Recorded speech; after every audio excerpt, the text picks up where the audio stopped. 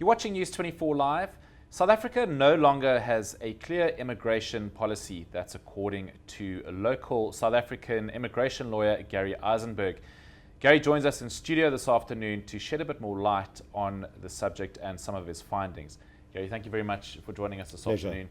Very interesting piece you wrote, a bit concerning at the same time, very concerning, should I say. One of the first points you make is that 15 to 20% of South Africa's permanent resident population are actually imposters. Please, can you explain that? Sure. As I explained in my article, over the years, especially just before and just after 1994, it was extremely simple for a foreigner to obtain South African citizenship by simply presenting at a Home Affairs office an affidavit from a South African older person purporting to be this person's biological parent.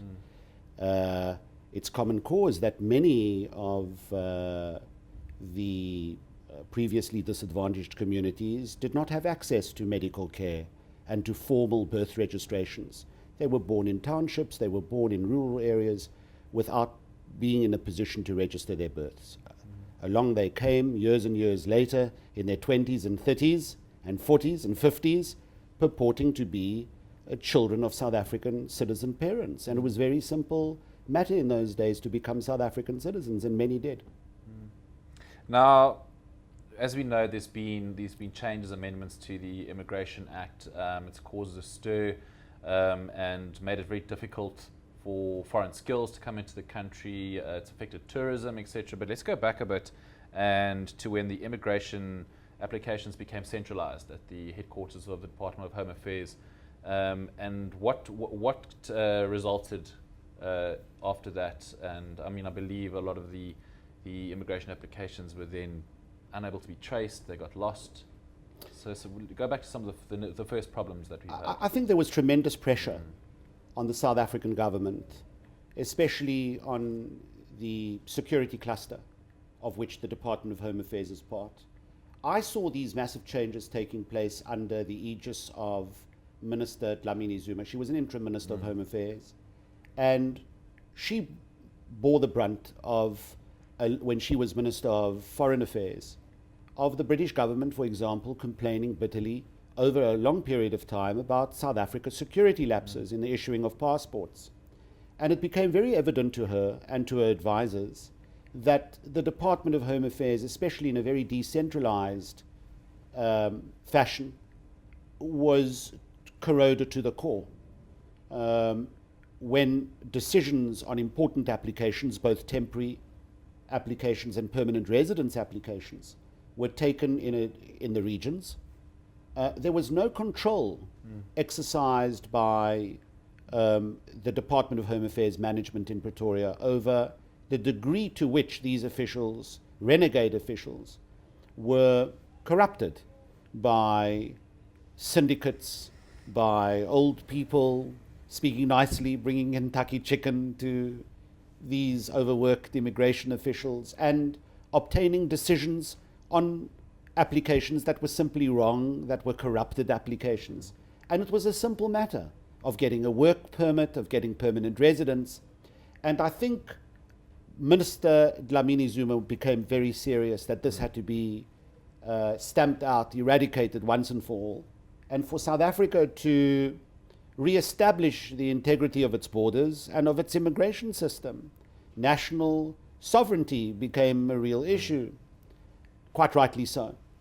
And the only way the policymakers decided this was possible was to centralize decision-making in Pretoria at the expense of departmental or bureaucratic efficiency. So I remember very well, all of a sudden, it was decided that by April or May 2010, all decisions from the regions, I don't know how many offices there were, perhaps 70 or 100 Home Affairs offices, decision-making centers throughout South Africa, all emptied into a central little hub in Pretoria. The hub was not ready to receive these applications in bulk. And that's why most of them, a track and trace system following each paper hard copy application as it was sent from a regional office wherever in Kimberley or Cape Town or Bloemfontein or Johannesburg or to a central hub in Pretoria, it was impossible to manage that process, that paper process.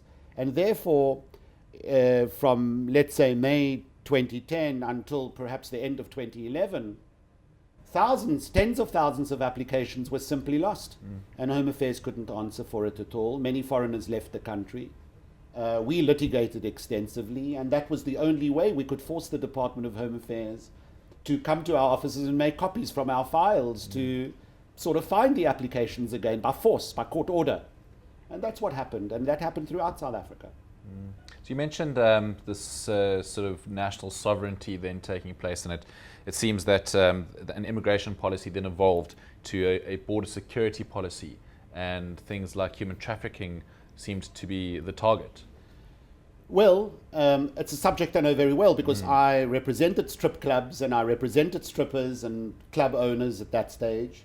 And while I was sure that my clients were not in the business of trafficking, Home Affairs, Dlamini Zuma, unfortunately, and this is, I think, a great weakness in her strategy, hired cadres, deployed cadres, militant individuals with no background in law, no background in immigration, to take charge as a kind of a military campaign to close down strip clubs because they thought that that was part of the scourge.